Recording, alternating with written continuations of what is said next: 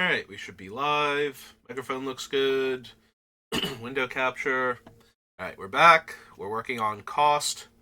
Here he is, in case you're starting with part 22 and you don't know what he does.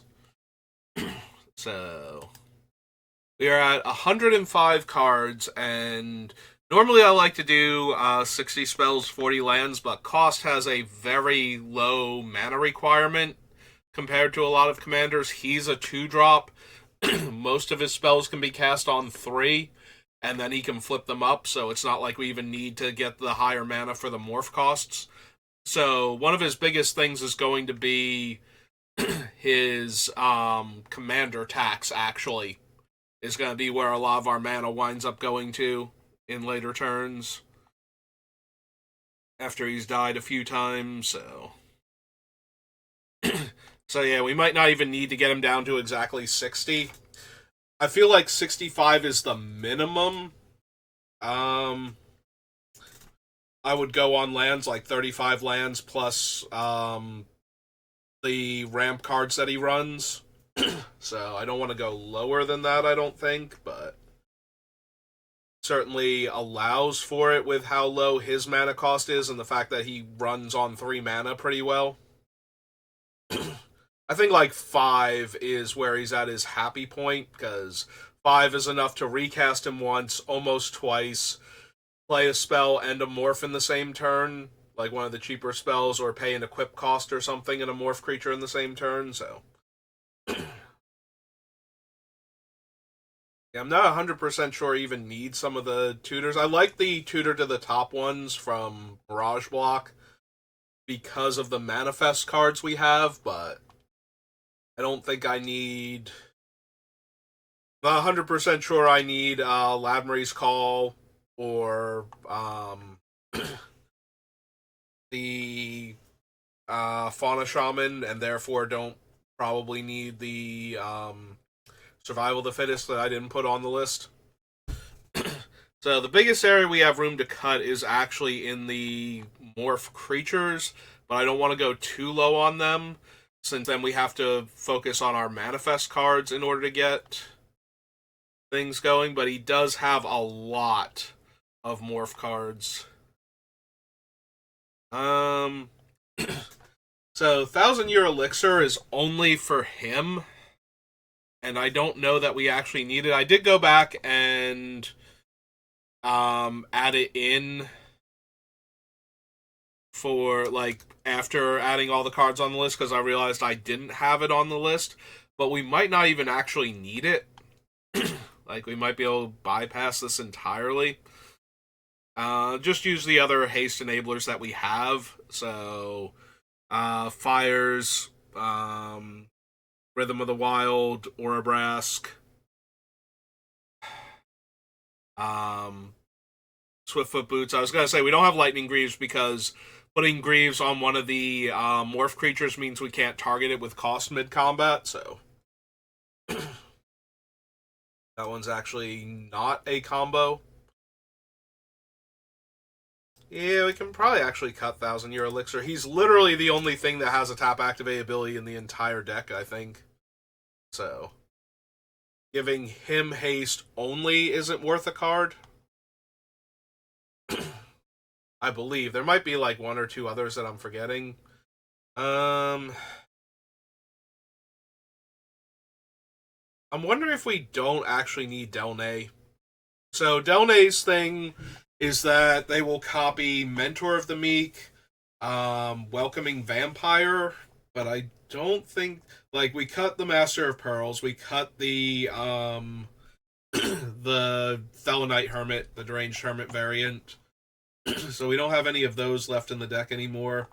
So what are my creatures that Delnay triggers off of? Because I think that might be a thing. Here, we can get rid of Thousand Year Elixir right now, since I'm going back up to the top anyway. So in order for the creature to trigger, Delnay copies the triggered abilities of creatures I control with power 2 or less.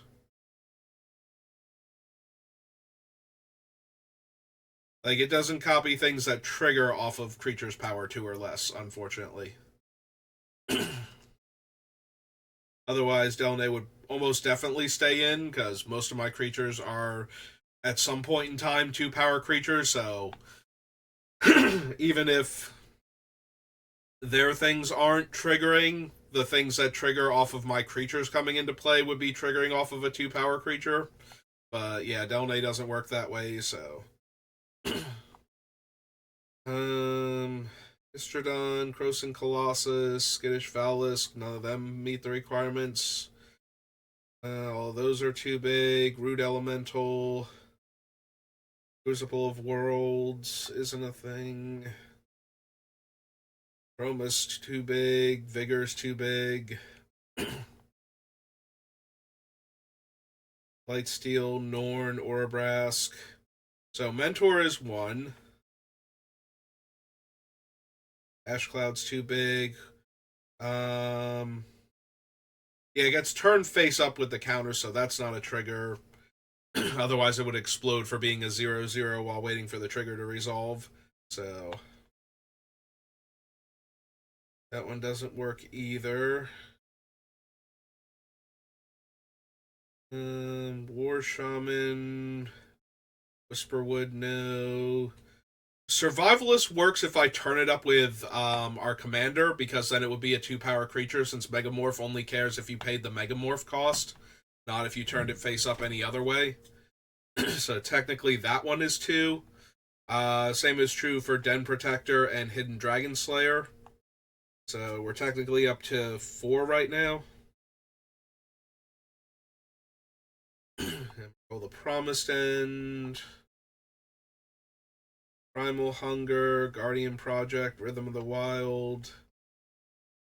None of these are. Welcoming Vampire is 5. The Symmetry and the Welcome don't matter because they're not 2 power creatures. Excuse me. We're at 5 right now.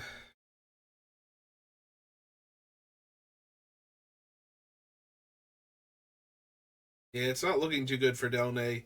Nervous Gardener would be 6. Um, Sumala Sentry would be 7 until it grows out of range. The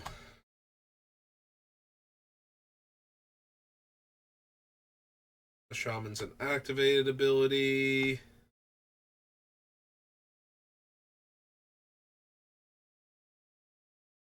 Technically, Subira might be one of the best ones. Like Subira and the other two, the Welcoming Vampire and the Mentor, might actually be the best ones for Delne. Recruiter, and if I like the 2 recruiters, if I bother with them, although I think I should be bothering with the power one, not the toughness one, if I'm gonna do that. Scavenging Ooze is not a trigger. Neither is Feldon.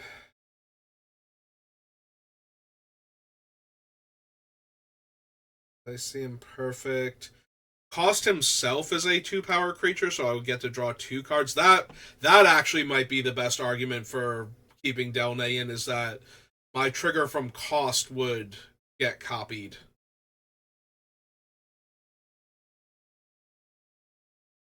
And the Print Lifter Ooze, because the Print Lifter is a 2 power creature, so it doesn't matter what size the other creature I'm turning face up is. This would be a 2 power creature that triggers. Alright, so I do have more than I thought for Delne.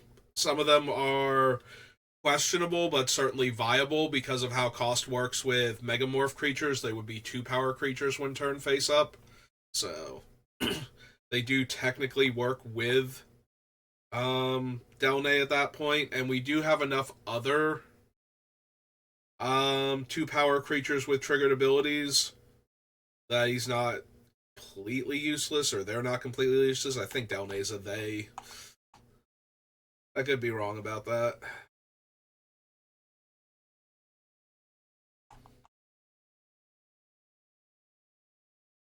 I feel like I read that somewhere, like one of the here's all the legends in the set type thing. You know, the same way that I know that 2 out of the 5 Dominuses are guys and the other 3 are pretty ladies. Right, Mondrak, Open Drill, and Sulfim, I think. I think it's the Drivnod and Telkanok or Telekinet, whatever the blue thing is that doubles counters or doubles proliferates rather. Anyway, we do actually have enough, I guess, then for Delnay. So I was kind of hoping we didn't, and that Delnay would be a nice, easy cut, but apparently they are not. Apparently they have just enough stuff, and the fact that our commander itself is a 2 power creature. The downside to Delnay though is that if I have any of the things that um, increase my creature's power, like if I actually get Elish Norn down, or if I have the Great Henge and I play my commander after, and cost enters with a counter, or Subira gets a counter, all of these 2 power creatures are now 3 power creatures, and also putting counters on them when they're face down morphs means flipping them face up. They'll be 3 power creatures, even without the Megamorph. And if I do have to Megamorph them, they won't trigger twice. Like, I have to do it with cost to trigger them twice. Maybe Delnay's still not good enough, but they actually do the thing right now, so they're not just an auto cut because I don't have enough stuff to trigger them. Alright, so that was focused on Delnay. Let me just do a quick recap of what I still have on the list then. Like, I'm going through it, but I should be going through it just to refresh my memory on what we still have. So it's Soul Ring and Swords, Nature's Lure for ramp, Enlightened Tutor and Worldly Tutor to set up the top card for the things that manifest the top card of my deck. Gorak, same thing, but also card draw. Rancor, because I have a lot of high power creatures that don't have trample or flying or any other evasion ability, so we need to start handing that out somehow. Aura Shards is my primary disenchant effect. Fires of Yavimai to give them haste. Ladmary's Call is a tutor, but we have a handful of creatures that are really powerful if we tutor for them, but I'm starting to think that Imperial Recruiter would be the best use of that slot, since almost all of the one. The problem is that sometimes I would like to be able to tutor for one of the large morph creatures and just slam it, or even tutor for like Blightsteel or Emrakul or something, or the Earthquake Dragon, and then put it back on top of my deck with the Scroll Rack, so that way I can manifest it later on. So yeah, there's a whole lot you can do with Aladmary's Call in this deck, so even though I don't think it's at its best, it's probably still worth keeping on the list for right now, but some stuff has got to go, so I got to figure out something.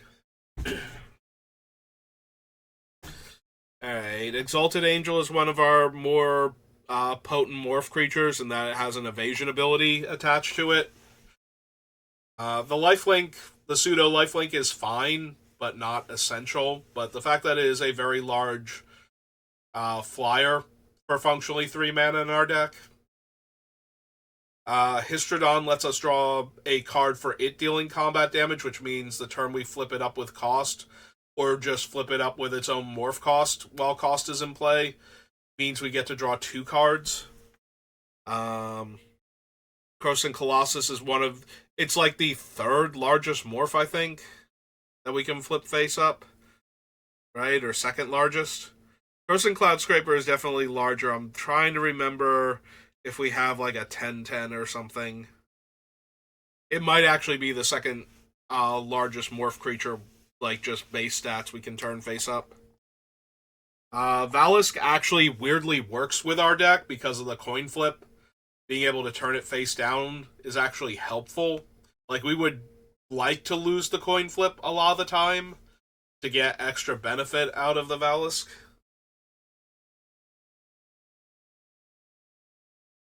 Towering Baloth is... Let's see, I don't think there's an 8-power one, so if Krosan Colossus is the 2nd largest, Towering Baloth might be the 3rd. as far as just actual morph creatures go. Imperial Hellkite has flying, so. And it also can tutor the Earthquake Dragon, so that we can put that where we need it to go. We also have a couple cards that will let us put it directly into play from our hand. I think we cut the one. Oh no, we didn't cut the. We didn't cut the Garrick that did that. We cut the Garrick that drew cards because we have a bunch of other card draw. So we still have the Garrick that could put Earthquake Dragon directly into play. We also have this Root Elemental that can put a creature into play when it's turned face up. So that's a thing. Cloud Scraper is our second biggest morph creature. Rock Shard Elemental has double strike, so it actually threatens to do a ton of damage and draw 2 cards the turn we flip it up. Crucible to rebuy our fetches, so that way we can keep shuffling our deck for cards like Top and Scroll Rack. The Top itself, Farseek to ramp with. Master Warcraft, because, like I said, a lot of our creatures do not have any evasion abilities naturally. They're just really big, dumb creatures. So, being able to decide that our opponents can't block this turn is potentially very game winning. I run Master Warcraft in my what's her name? Gisela. Blade of Gold Knight. And like when I do cast that, it tends to be very powerful, so it doesn't actually come up that often. I don't think I draw Master Warcraft very often in her deck, but Akroma is probably one of our strongest morph creatures. Like, not stat wise, but fire breathing, flample, protection from 2 colors. Like, I think that's just way, way too strong. I wonder if we can just cut Vigor. I do like the idea of ambushing people with Vigor if we can get it face down, but it's still not great. Like, we get a little bit of an aha, got some counters on my guys, but my guys are already huge, so putting counters on them usually isn't the problem. It's giving them like an evasion ability so that their giant power actually matters and they're not just getting chumped by 1/1 elf tokens all day. I have a wrist deck and my brother likes to play the wrist deck, so yes, being chump blocked by 1/1 elf warriors specifically is the problem, not like sapperlings or soldiers or anything. 1/1 white green elf warrior tokens. Lapse of Certainty is one of those pet cards of mine when I'm not in blue. I really like having the white spell that actually counters a spell because it tends to catch people off guard. We might have to cut it just for the sake of making room because we have better reactionary cards like Flawless Maneuver and Tail Swat, but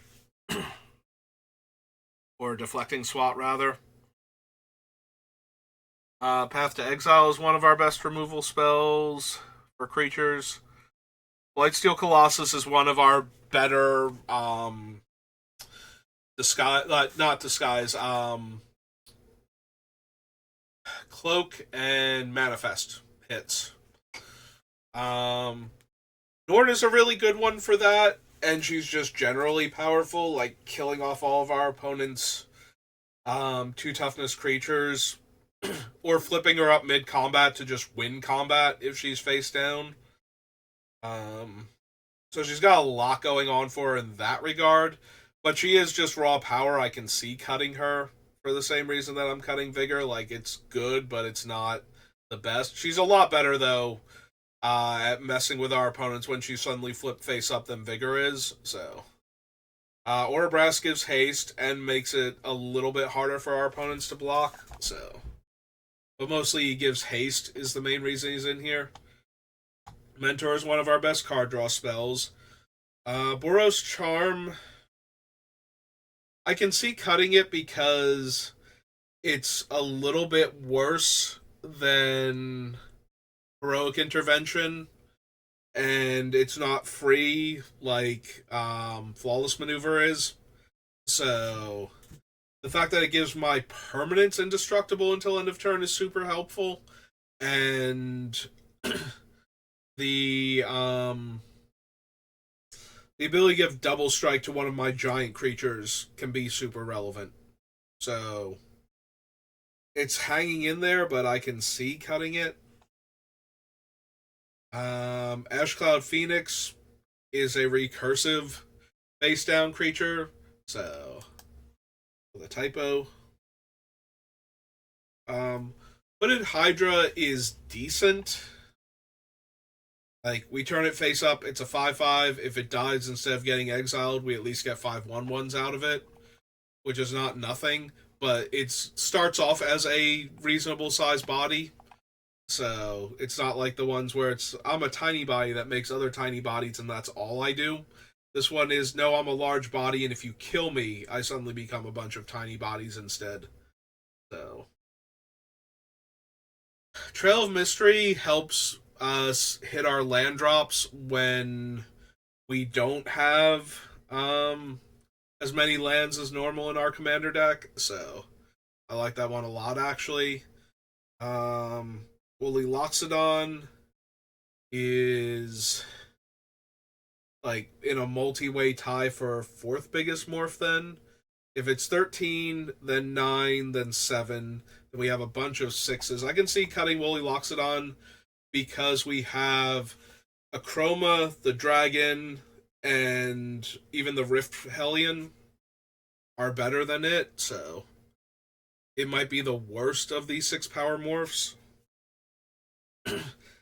Break Through the Line lets us make our creature unblockable and give it haste, and then flip it up mid combat to deal the actual damage. So we've got that. Mastery of the Unseen gives us a little bit of life for turning our creatures face up, but also lets us pay for to manifest the top card of our deck.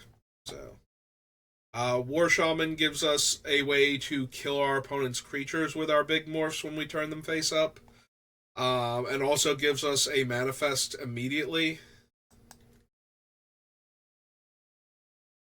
Whisperwood Elemental just keeps manifesting the top card of our deck, so and lets us, if somebody plays a non-exiling Wrath, which is rarer these days, but still certainly happens, being able to sacrifice Whisperwood Elemental to turn all of our face-up creatures into, like, get a replacement manifest for each one of them off the top of our deck. Probably worth it. Survivalist is just a disenchant, so it's utility. Deathmist Raptor is a 3/3 death touch that won't stay dead if we have morph creatures, and we can always bring it back face down in order to get either the megamorph value or the value of turning it up with our commander and drawing a card when it hits, because nobody wants to block the stupid recurring death touch creature. Den Protector gets us back a card and gets us the morph effects too. So it can't be blocked by creatures with lesser power. So most of the time, the fact that we're flipping it face up as a 2/1 is going to be disappointing. But it's also cheap enough that we can just flip it up for its megamorph cost and make it a 3 power, so that the 2 power creatures can't block it either. Hidden Dragon Slayer kills our opponent's large creatures. Obscuring Mist we can actually probably cut. Like, our mana requirements are so low, and the fact that we can turn this back face up isn't super helpful because it's not a creature anymore, so it wouldn't deal damage. So we probably actually don't need that. Because I was thinking the other day when I was going over the cards that I, make sure I had all the morph creatures on the list, and I saw Dream Chisel. It's like, why am I not running that? And the answer is because I can't turn it into a 2/2 creature later on. Salt Road Ambushers is kind of on the weak side. Like, it does give my other creatures a counter. So in that regard, it's similar to Sumala Sentry. But Sumala Sentry is also one of those cards that I'm not 100% sure I want. And we need cuts, so it's also on the chopping block. The fact that it itself is a megamorph creature, and therefore it doesn't get its counters from its own ability, but it can put counters on all of my other guys, is helping.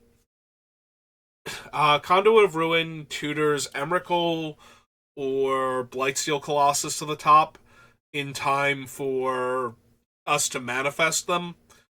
And also has the ability to make our morphs cost one while it's in play, so it's not bad in that regard either. Emrakul is one of our big scary things that we can manifest. Heroic Intervention is fighting with Flawless Maneuver to be our best way to protect our creatures.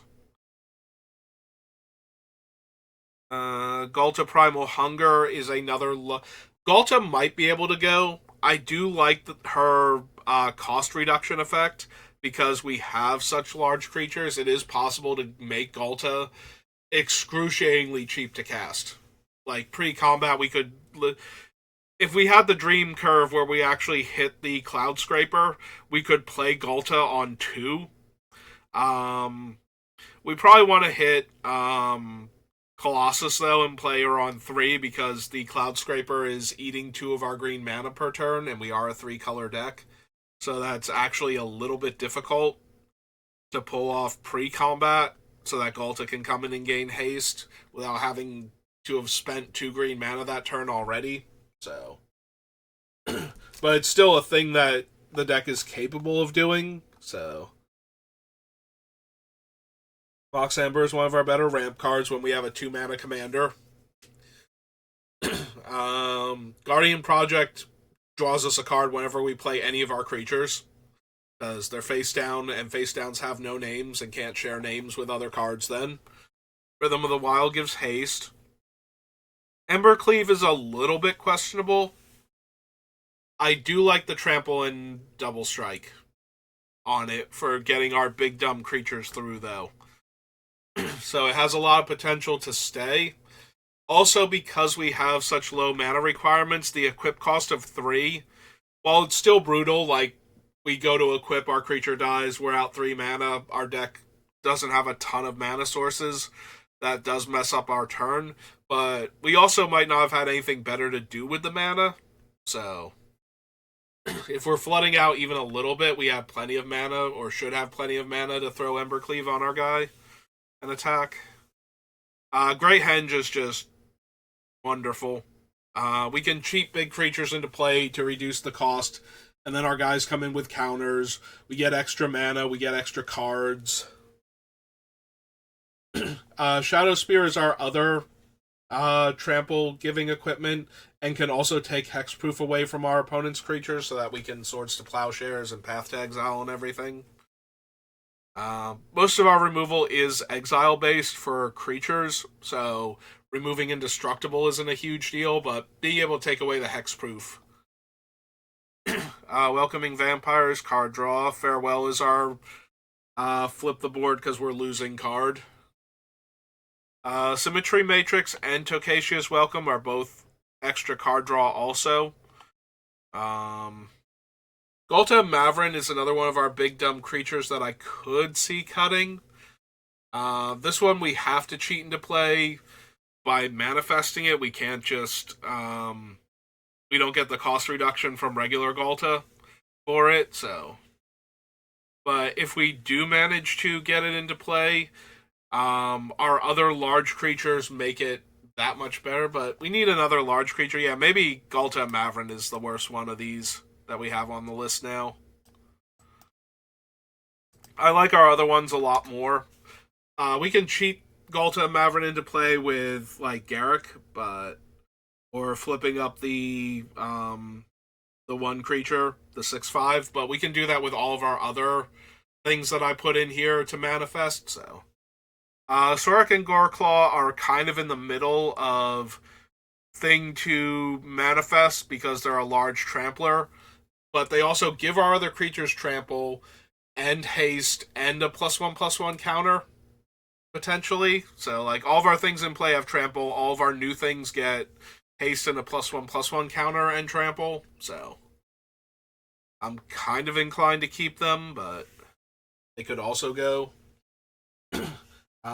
Elven Chorus is another one of our card advantage cards. I can see removing it, though. Like, the top card of our deck. Karibo fan, hello. Welcome to the channel. Sorry, I was kind of lost in thought there for a minute. Um, that's looking good so far. We still have somewhere in the neighborhood of about 40 cuts to do before it's done, but so far so good.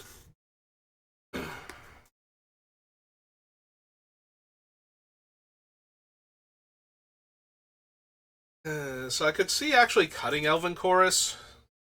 Like we have plenty of other card draw. The Chorus helps us if we have creatures on top, whereas the other ones kind of require us to have creatures already drawn. But it's also a 4 drop, and we have plenty of other things that we're doing at the 4 slot to draw cards. So, yeah, I can see that one going. Alright, Stroke of Midnight is one of our catch all removal spells. Skullport Nexus. It gets cheaper. It gives us a replacement creature if our things don't get exiled, so. Yeah, I find it very hard to cut that one. If we have managed to give trample, or if we have like the ball rack or something where it's got trample and double strike already, doubling up on its power. Yeah, I don't think we want to cut the skull port. A lot of our catch-all removal is at the 3 mana slot, so things like Excise the Imperfect, Stroke of Midnight, things that can hit multiple permanent types. Um, for our specific removal spells like creatures, we have Swords and Path at the 1 mana slot, but for having a card that can destroy multiple types in white, green, red, I'm pretty sure we're looking at 3 mana. Without giving our opponent something that either giving them something anyway, like a card draw, like the clue token off of Fateful Absence, or the maps off of the other thing. But also, those ones don't hit every non-land permanent type. They have a subset that they hit. So, Stroke of Midnight just destroys any non-land permanent. So, I'd rather have the versatility at 3 mana for that than spend 2 mana for ones that can kill, like, creature, enchantment, or planeswalker, but not artifact, for example.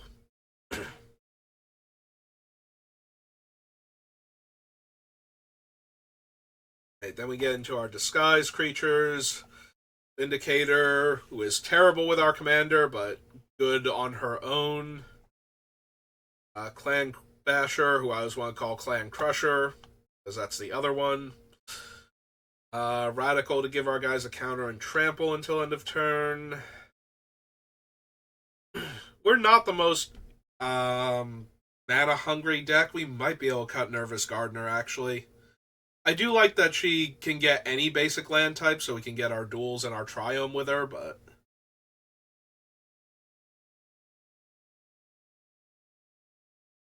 we still might cut Somala's Sentry. Pyrotechnic Performer is one of our best creatures in this deck. Gatekeeper is a removal spell. Vengeful Creeper is a large Ariok. Yaris is a backup to our commander in case he's like temporarily unavailable due to his commander tax. Or just in case I want to do something silly like not turn the creature face up that turn. Like it's Bolt Bender or something. Might still cut Fauna Shaman. Boots I want to keep. Garrick we're keeping for right now. The Fairy's Wife. Way too much card draw and makes our guys unblockable if we need. She makes our guys unblockable. If we need her as emergency card draw, we can use her for that. Recruiter should still be Imperial instead of Recruiter of the Guard. Earthquake Dragon as our manifest. Green creature we can put in with Garrick and is tutorable with Imperial Hellkite.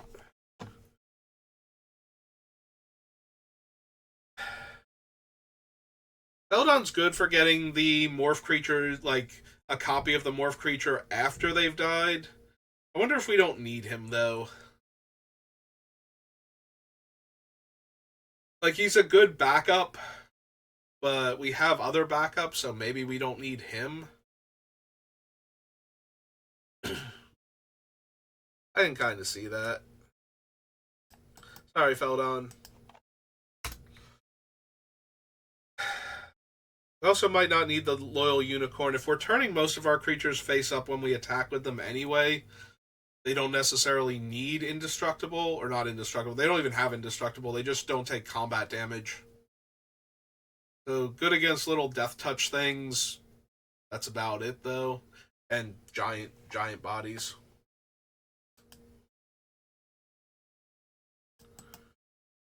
Yeah, I can see cutting the Unicorn. We need to make room anyway.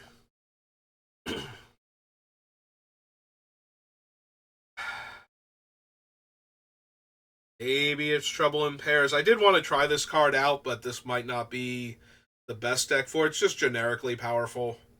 But we've got so many specific things going on that are really good with the deck.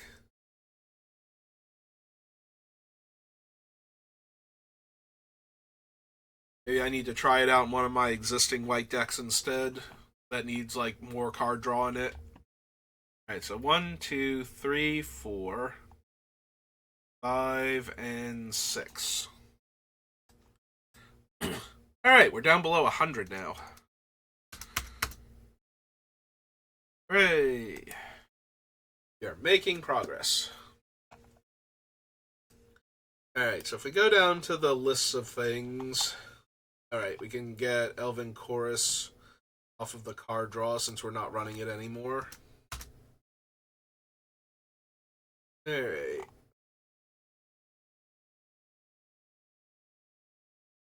What are my morph things again? Since that's where we have the most room to make cuts.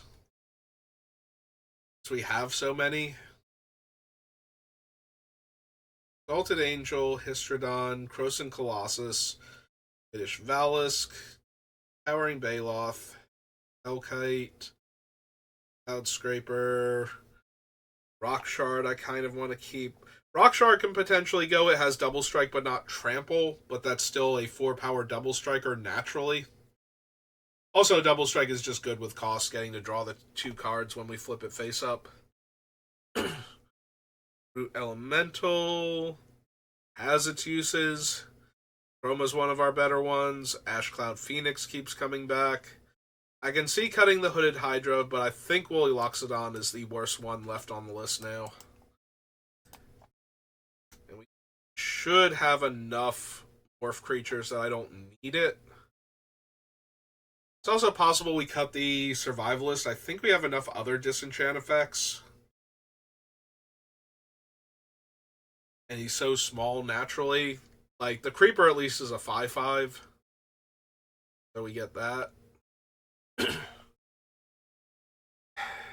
Could cut the Ambushers potentially. Main Sight. Nervous Gardener could go. She's very small, and let's be honest, we don't need a ton of mana for the deck to be working, so...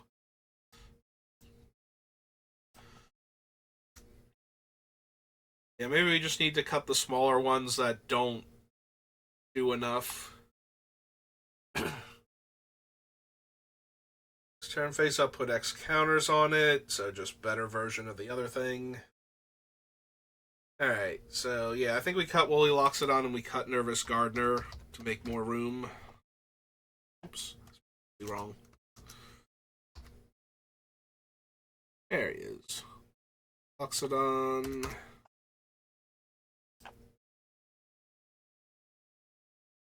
Yeah, I was just thinking, Gardener is probably not the best one. I should have tried Nervous instead, because we have Temple Garden, Jetmir's Garden.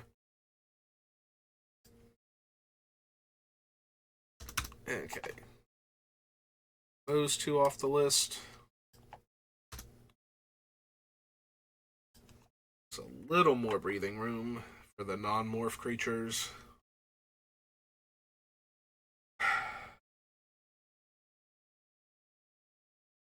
Alright, what were our removal spells? Because if we can cut the Inoc too, I think that'll be good. Our Brawl cards, Mana Ramp, removal swords. So we have Arshards, Austere Command, Survivalist, Farewell, Stroke of Midnight, Yielding Gatekeeper, Vengeful Creeper, and Excise the Imperfect. We have two, basically have to flip the board to destroy artifact and enchantment cards. We have one of the best ones in Aura Shards, which is always nice, but if that's not available, or if it's been destroyed itself,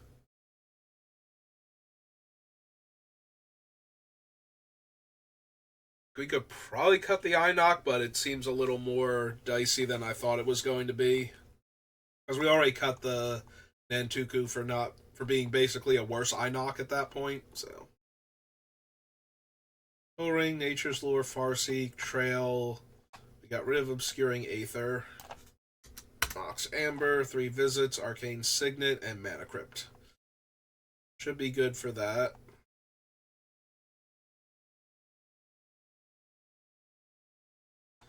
So how many Morphin Manifests do we have left? We have 1, 2, 3, 4, 5, 6, 7, 8, 9, 10, 11, 12, 13, 14, 15, 16, 17, 18, 19, 20, 1, 22, 23, 24, 25, 26, 27, 28, 9, 30, 31, 32, 33. So still over half the deck either having morph or disguise or being able to manifest or cloak.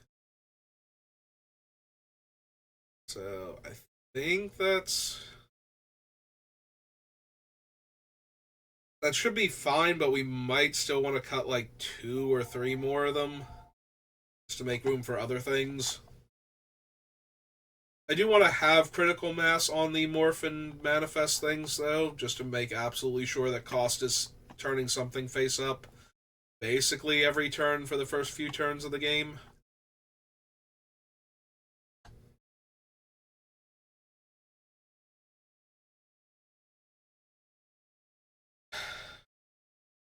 So do I need to get rid of, like... I need to get rid of some stuff, obviously. We still need to cut, like, 30 cards off of this list, 32, something like that. So, just to make sure we have enough land for him still. Alright, so...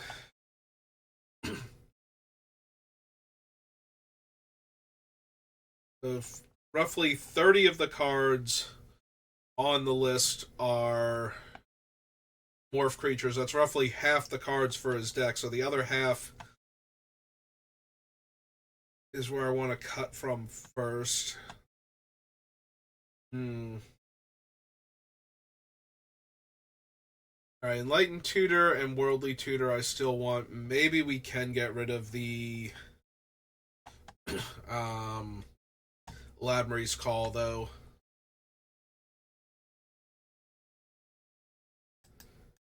Since that doesn't let us manifest very well. So we would have to actually tutor for one of the morphs we wanted. God, that feels bad. It's fine. We can tutor for the creatures we need with Worldly Tutor. It'll be fine.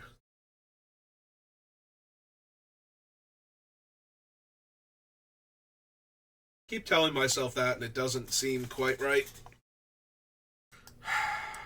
Alright, if we're going to leave in the Elaborate's Call, then you need to get rid of the Recruiter.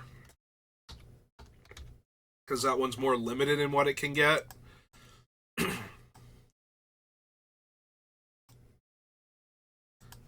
That one. Oops, we take the Elaborate's Call off the list. So that way I don't think I've cut an extra card.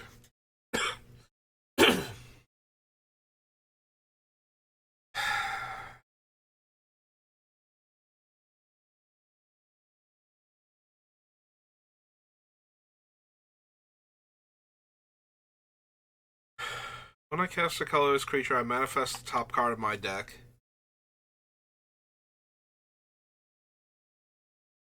Do I want to cut Scroll of Fate because manifesting a card from my hand isn't as powerful as the other manifest effects that we have?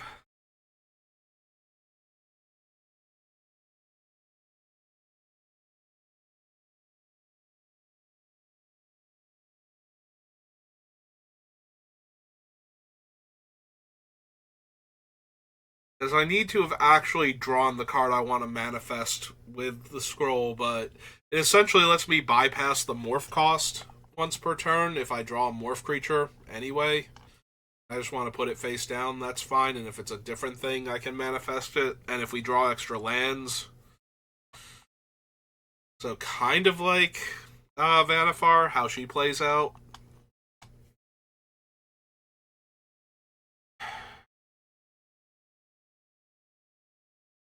I guess technically I don't need the Conqueror's Flail.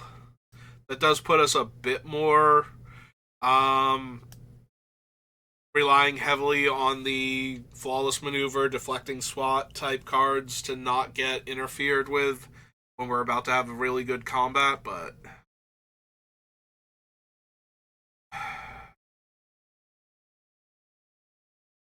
I am running out of room for things that I can just have in the deck, so I need to cut some number of them.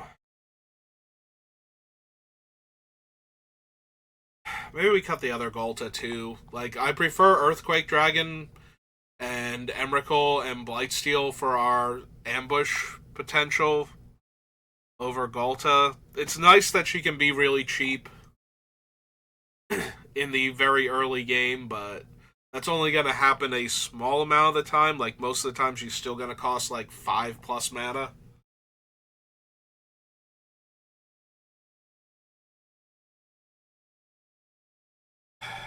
If we cut her, do I still need the Garruk? Because now I've lost her and Mavrin, and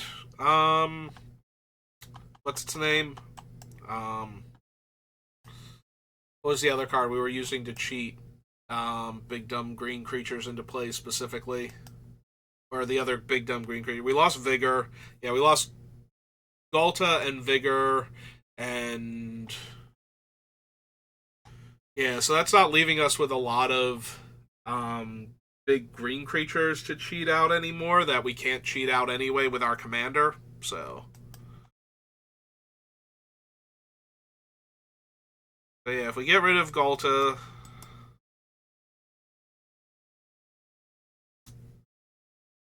because we don't need her, we have better things to cheat into play.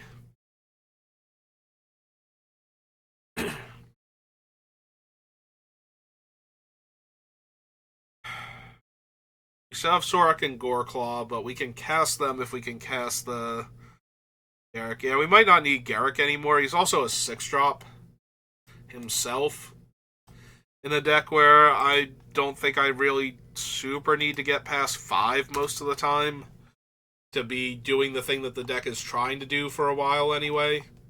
Like, yeah, we want to get to 6 and 7 and 10 mana eventually, but if we get stuck on like 4 or 5 mana, we should still be functional until our commander's been killed twice. So,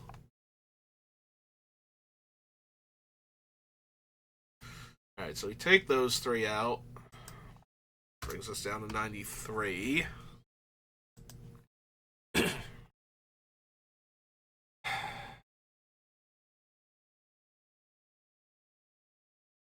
Alright. What else can we afford to cut? Alright, so we currently. Here, let's figure out what we have for this. It probably doesn't even deserve to be a full on, like, short list at the bottom, but we have Rancor. How are we pushing through damage when our opponent has tons of chump blockers? Rancor is one way.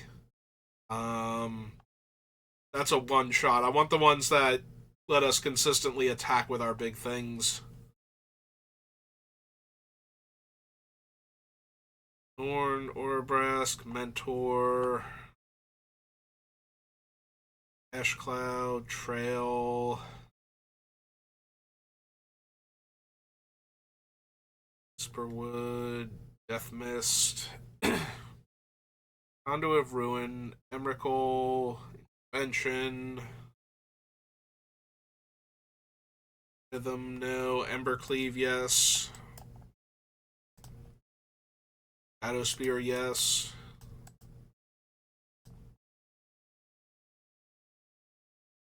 Farewell, Symmetry, Tocacia, Sorakin, Goreclaw, yes.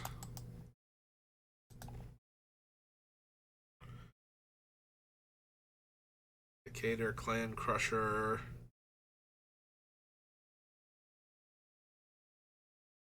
Aris, Fauna Shaman, Swiftfoot Boots.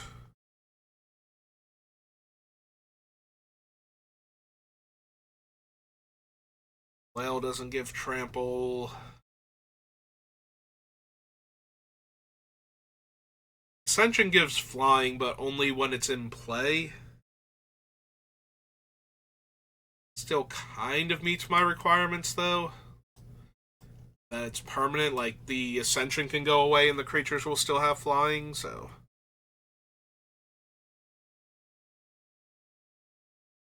Alright, so. Yeah, it's not a whole lot to work with. So. Cutting any one of them dramatically cuts into what I have. So we kind of want to save that for unless we absolutely have to. Alright, so if we clear that off, turning my permanent face up causes my permanent to trigger. It triggers again.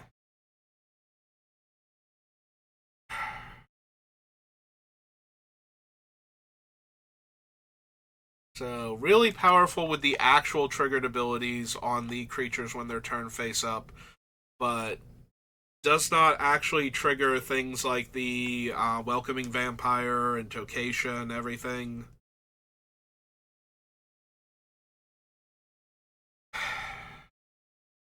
Like, it's halfway decent, and Delnay's halfway decent if I could get the triggers for both of the effects without their other the can't be blocked portion on Delnay and the um, things costing 3 less on the projector.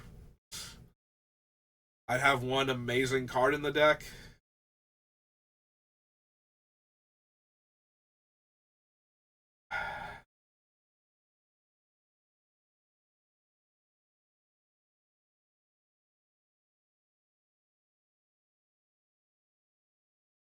Alright, I think I'm going to cut the Trouble in Pairs. Like I said, it's not actually good specifically for this deck, and I did just want to try it out, but I have other decks I can try it out in that might need the card draw more. Despite the fact that it's very easy to trigger and it's very disruptive, it kind of falls in the same category as Smothering Tithe and Rhystic Study, where I don't just want to jam it into every single deck because it's decent.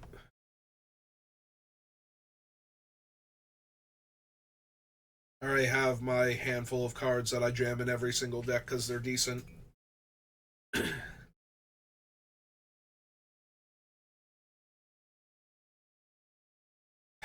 we cut the Conqueror's Flail?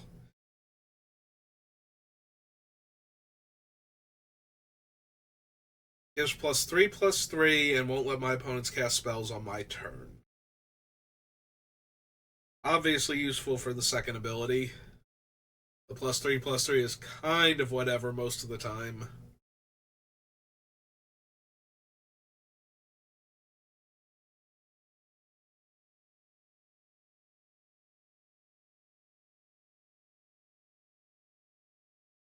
We can probably actually cut the Scroll of Fate. We have enough other ways to manifest cards.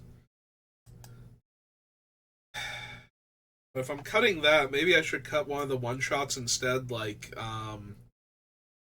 the one that cloaks 2 cards from the top 5 of your deck, Hide in Plain Sight. So that's a one-shot. Whereas Scroll of Fate can keep manifesting cards from my hand every turn if I needed to. Yeah, maybe I like that one better. We just get rid of the Hide in Plain Sight instead.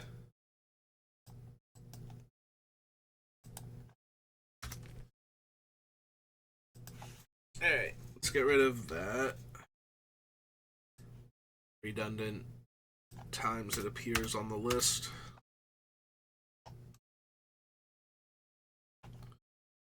In trouble.